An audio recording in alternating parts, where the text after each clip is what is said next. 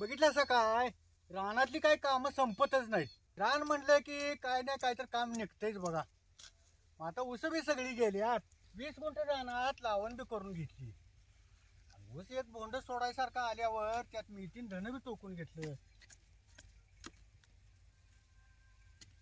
आणि त्यात एक दिवस आड वांगी बी तोडायला लागतात. आणि ही कड काढायला काय हात बी लागना. मग आज वांगी नाही, तिला म्हटलं त्या कडं जेवढं तणकाड तर काढायला चल.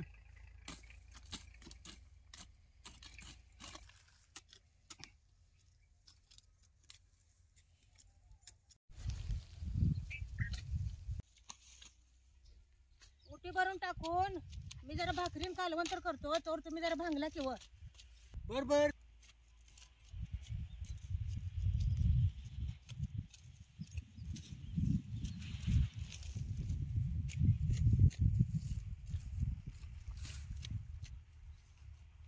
हे भांगलं तसं संग संग मुठी भरून टाकायच्या, नाहीतर त्याचं आणि बी पडलं ते सगळ्या रानभर तणकाट होतंय.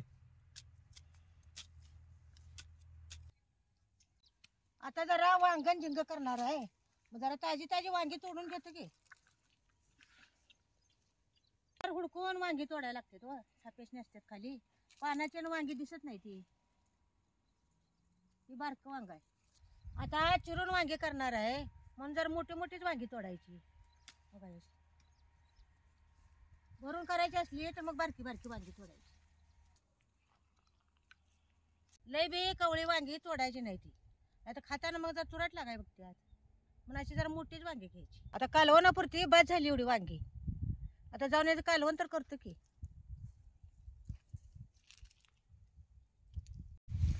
चूल पेटवायच्या आधी झिंग वांग करायला जरा कांदा आणि टमाटर जरा बारीक चिरून घेतो की. वांग्यात झिंग घालून कालवण करणार आहे म्हटल्यावर झिंगेला काय जरा कांदा आणि टमाटो घालायच लागते. कांदा टमाटो घातल्याशिवाय बी झिंग्याच्या कालवणाला चव बी येत नाही. आता झिंग भाजून घ्यायला चूल पेटवतो.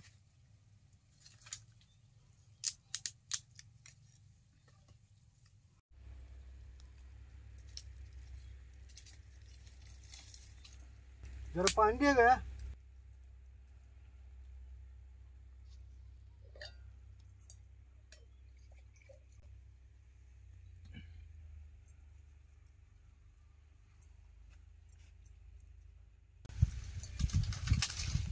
काय भांगलताना ऊन जी लागायला आले म्हणतासा.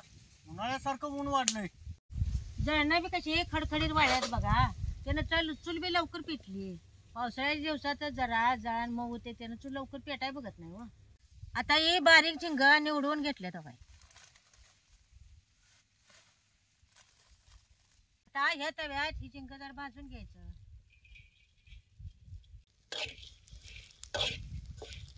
असं तव्यात चढ चढ ते झिंग चांगलं भाजून घ्यायचं. झिंग बाजारात आणताना चांगलं वाळल्याला बघूनच आणल्यात. त्यानं तव्यात टाकल्या टाकल्या लगेच भाजणार आहे. तवा चांगला तापलाय त्यानं झिंग कसं लगेच भाजलं बघा. झिंग आता या पाण्यात सोडायचं.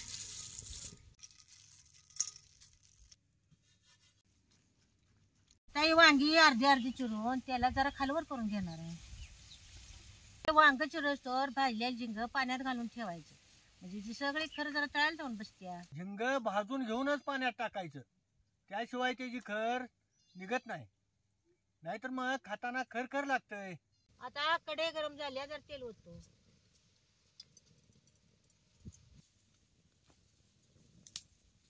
तेल गरम झाले आता याच्यात वांगी सोडतो.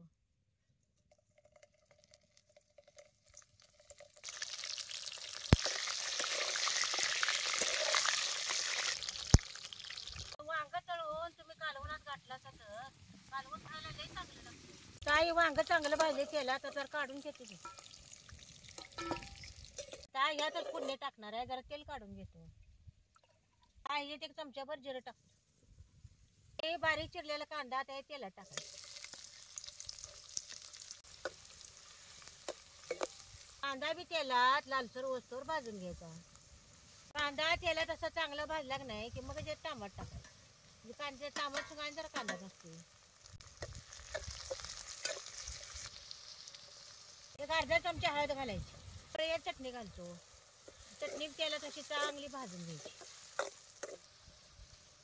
ती पाण्यात टाकल्या झिंग असं वरचं वरचंच घालायची काढून आणि असं जर पिळून घ्यायचं.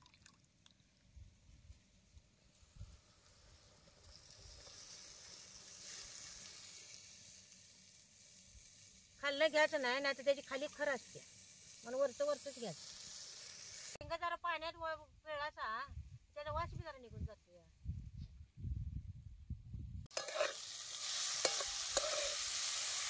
चांगलं खालवर करून घ्यायचं. त्याच्यात लगेच पाणी घालायचं नाही. त्याला चांगलं खालवर करून घ्यायचं आणि मगच पाणी घालायचं. जरा पाणी घालतो.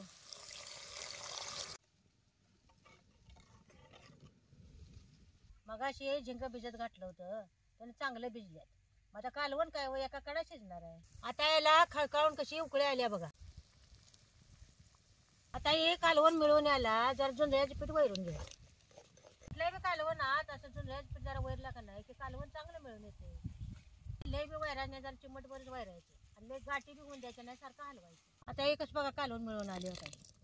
असं जरा पीठ घातलं की कालवण चांगलं मिळून येते. आता याला उकळी आल्या ही तेलात खालवर केलेली वांगी आहेत घालायची.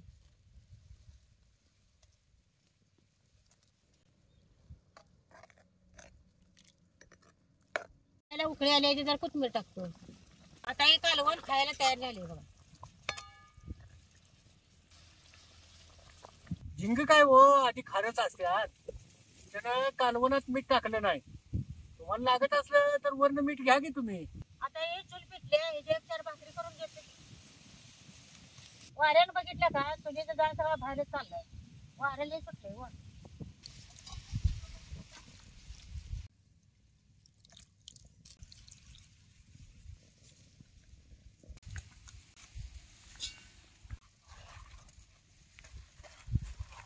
चुलीवर केलेल्या भाकरी कशा कडक होत्यात बघितलं काय आणि आराव बी भाजल्यात.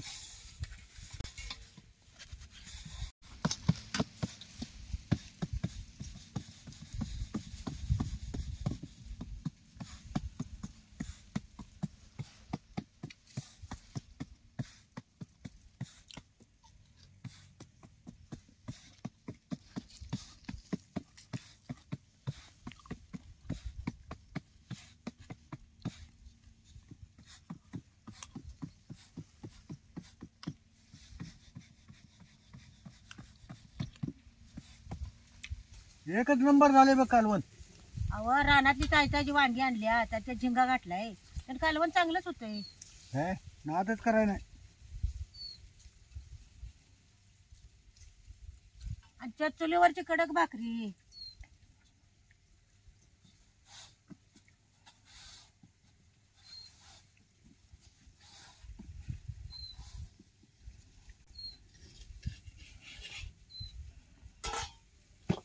घ्या आणि भाकरी उन्हून जेवा तर पाठ भरून. कालवण आज खरंच चांगलंच झाले ग.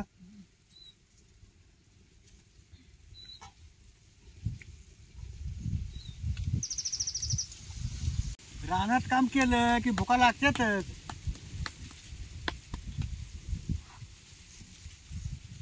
तुझी भाकरी झाली असेल तर ठीक आहे तू बी.